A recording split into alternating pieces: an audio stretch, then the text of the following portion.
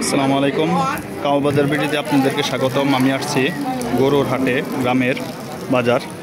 এই দেখেন কত কত গরুর দেখা যাইতেছে কি উঠছে এবং কি বিক্রি হইতে আছে।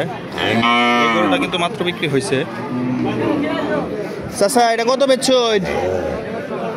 হ্যাঁ বুঝছি না, কিনছুন কত দেয়া? 59,000 টাকা। ষাড় বাছুর, বন বাছুর, দুধ কত নিতে এটা? 100। ষাড় বাছুর হইলে আরো ভালো আছি। এই দেখেন 59,000 টাকা বিক্রি হয়েছে গরুটা।